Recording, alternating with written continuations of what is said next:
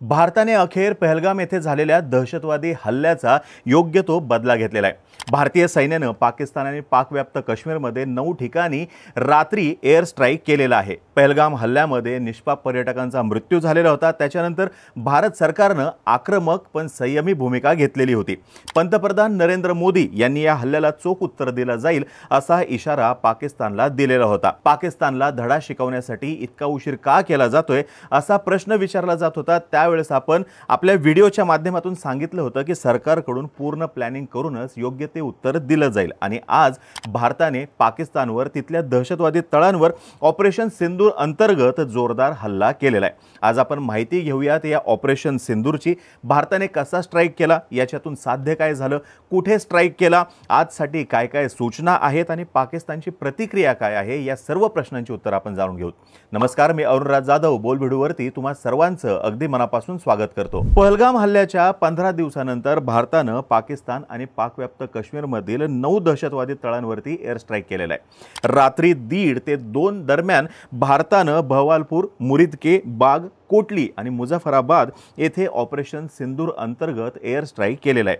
भारतीय वायुसेनेने हे हल्ले करण्यापूर्वी देशभरामध्ये 300 ठिकाणी मॉक ड्रिल केलेलं होतं आणि त्याच्यानंतर त्यांनी थेट पाकिस्तानामध्ये घुसून दहशतवाद्यांना मारलेले आहे। या हल्ल्यासाठी जबाबदार असणाऱ्यांना सोडणार नाही असा इशारा भारताने दिलेला होता आणि त्यानुसार कारवाई करत भारत सरकारने आपली जबाबदारी पूर्ण केलेली आहे। ही तीच ठिकाणं आहेत जिथून भारतावरती दहशतवादी हल्ल्यांचं नियोजन आणि अंमलबजावणी केली जात होती। पाकिस्तानमधील स्थानिक वृत्तानुसार बहवालपूरमधील हवाई हल्ल्यामध्ये 30 जणांचा मृत्यू झालेला आहे। भारताने केलेल्या या स्ट्राईकमध्ये लष्कर आणि जैशचे मुख्यालय उद्ध्वस्त करण्यात आलेले आहे। भारताने 24 क्षेपणास्त्र डागली।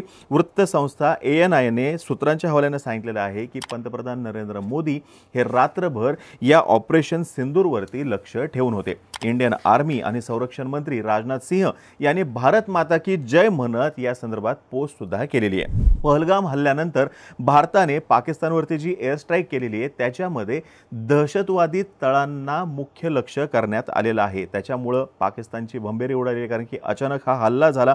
पहलगाम हल्ल्याचा बदला घेण्यासाठी देशभरातून मागणी केली जात होती आणि सरकारने या संदर्भात पाकिस्तानला चोख प्रत्युत्तर मिळेल असं सांगितलं होतं।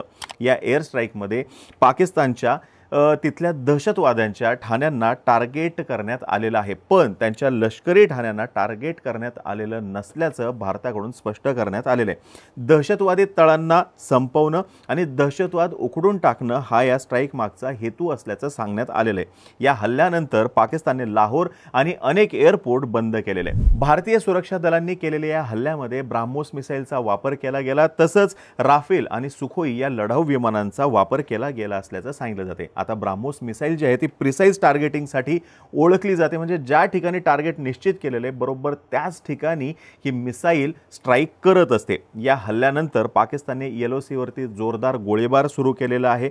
बहवालपूरसह अन्य प्रमुख दहशतवाद्यांचे अड्डे असलेल्या ठिकाणी भारताकडून ही कारवाई केली गेलेली आहे। आता जी 9 ठिकाणं आहेत जिथे ही एअर स्ट्राईक करण्यात आली ते ठिकाणं आहेत बहावलपूर, मुरिदके, गुलपूर, भिंबर, चक अमरू, बाग, कोटली, सियालकोट आणि मुझफ्फराबाद। आता याच्यातलं मुरिदके जो आहे हा दहशतवादी तळ आंतरराष्ट्रीय सीमेपासून 30 किलोमीटर अंतरावरती आहे। इथे लष्कर ए तय्यबाचा तळ होता। मुंबईवरती जो 26 अकराचा दहशतवादी हल्ला झालेला होता त्याच्याशी या संघटनेचा संबंध होता। नंतर गुलपूर हा दहशतवादी तळ LOC पूछ राजौरीपासून जवळपास 35 किलोमीटर अंतरावरती आहे। लष्कर कॅम्प सवाई POKच्या तंगधार सेक्टरमध्ये 30 किलोमीटर आत आहे। बिलाल कॅम्प हा जैश ए मोहम्मदचा लॉन्च पॅड आहे। हा तळ दहशतवाद्यांना सीमेपलीकडे पाठवण्यासाठी वापरला जात होता। कोटली हे सुद्धा LOC पासून 15 किलोमीटर अंतरावरती इथं लष्कराचा तळ होता। 50 पेक्षा जास्त दहशतवाद्यांना सामावून घेण्याची याची क्षमता होती। नंतर आहे बर्नाला कॅम्प, हा दहशतवादी तळ LOC पासून 10 किलोमीटर अंतरावरती आणि सरजाल कॅम्प सांबा कठुआ समोर इंटरनॅशनल बॉर्डर पासून 8 किलोमीटर अंतरावरती हा जैश ए मोहम्मदच्या दहशतवाद्यांच्या प्रशिक्षणासाठीचा तळ होता। मेहमुना कॅम्प जो सियालकोट जवळचा आहे हा हिजबुल मुजाहिदीनचा दहशतवादी प्रशिक्षण तळ होता, आंतरराष्ट्रीय सीमेपासून 15 किलोमीटर अंतरावरती। म्हणजे हे जी महत्त्वाची ठिकाणं आहेत त्यांच्या दृष्टीने आपल्या दृष्टीने सुद्धा, कारण की तिथे दहशतवादी होते, तर इथे हा एअर स्ट्राईक करण्यात आलेला। या स्ट्राईकमध्ये केवळ दहशतवादी तळांनाच टार्गेट करण्यात आलेलं आहे। सर्वात महत्त्वाचं म्हणजे ही एक संयुक्त लष्करी कारवाई होती, ज्याच्यामध्ये भारतीय लष्कर, भारतीय नौदल आणि हवाई दल या सर्वांनी एकत्रितपणे काम केलेले, एकत्रितपणे स्ट्राईक केलेली आहे। भारताने मसूद अझहरच्या बहवालपूरमधील मुख्यालयाला लक्ष्य केलेलं आहे। या हल्ल्यामध्ये त्याचं मुख्यालय आणि मदरसा उद्ध्वस्त करण्यात आलेले आहेत। पाकिस्तानच्या माध्यमांनी याची पुष्टी सुद्धा केलेली आहे। या हल्ल्यात जैशचे 50 दहशतवादी मारले गेलेले आहेत। याशिवाय भारतानं मुरिदकी येथील लष्कराच्या तळाला सुद्धा उद्ध्वस्त केलेले आहे। या हल्ल्यामध्ये लष्कर आणि जैशचे अनेक टॉप कमांडर ठार झालेले आहेत। मात्र या हल्ल्यामध्ये मसूद अझहर आणि हाफिज सईद मारले गेले किंवा नाही याची माहिती अजून काही समोर आलेली नाही। संरक्षण मंत्रालयाने सुद्धा म्हटलेलं आहे की आमची कारवाई ही एका ठिकाणी केंद्रित होती, काय करायचं हे स्पष्ट होतं आणि कोणताही वाद निर्माण करण्यापासून आमची ही स्ट्राईक दूर आहे, वाचलेली आहे। आम्ही कोणत्याही पाकिस्तानच्या लष्करी तळांवरती, ठिकाणांवरती हल्ला केलेला नाही। भारतानं ठिकाणांची निवड करण्यामध्ये आणि उद्ध्वस्त करण्यामध्ये योग्य ती अचूकता दाखवलेली आहे, संयम सुद्धा दाखवलेला। म्हणजे बघा, हल्ले कुठे झाले तर दहशतवादी तळांवर, पाकिस्तानच्या लष्कराच्या तळांवरती हल्ले केलेले नाहीत। पाकिस्तान आता या हल्ल्यानंतर बिथरलाय। सीमेवरती त्यांनी सीज फायरचं उल्लंघन केलेलं आहे। पाकिस्तानचे पंतप्रधान शहबाज शरीफ यांनी भारताला युद्धाची धमकी दिलेली आहे। सियालकोट आणि लाहोर एअरपोर्ट 48 तासांसाठी बंद करण्यात आलेलं आहे।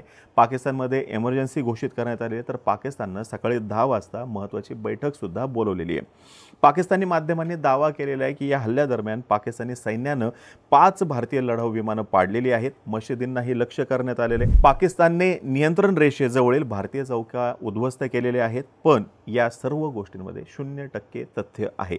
आज जम्मू, सांबा, कठुआ, राजौरी आणि पुंछ येथे शाळा, महाविद्यालय आणि शैक्षणिक संस्था बंद ठेवण्यात आलेल्या आहेत। यासोबतच आपला जो उत्तरेकडचा भाग आहे त्या ठिकाणी सुद्धा काही बंधनं सरकारकडून घालण्यात आलेली आहेत। भारत सरकार आणि सुरक्षा दलांनी पाकिस्तानमध्ये एअर स्ट्राईक करत पहलगाम हल्ल्याचा बदला घेतलेला आहे। भारतानं अनेक धोरणात्मक निर्णय घेत पाकिस्तानची ऑलरेडी कोंडी केलेली होती, पण लष्करी कारवाई कधी होणार याची चर्चा सुरू होती। आज देशभरामध्ये 244 ठिकाणी मॉकड्रिल सुद्धा आहे, पण हे मॉकड्रिल करण्याआधीच भारताने एअर स्ट्राईक करून पहलगाम हल्ल्याचा बदला घेतलेला आहे। आता या संदर्भातली अधिक माहिती आपल्याला 10 वाजता होणाऱ्या प्रेस कॉन्फरन्स नंतर मिळेलच आणि आम्ही वेळोवेळी तुम्हाला या संदर्भातले सर्व अपडेट्स देत राहू। तोपर्यंत आम्हा सर्वांचे व्हिडिओ जास्तीत जास्त लोकांपर्यंत पोहोचवा आणि बोल भिडू या चॅनलला सबस्क्राईब करायला विसरू नका। धन्यवाद।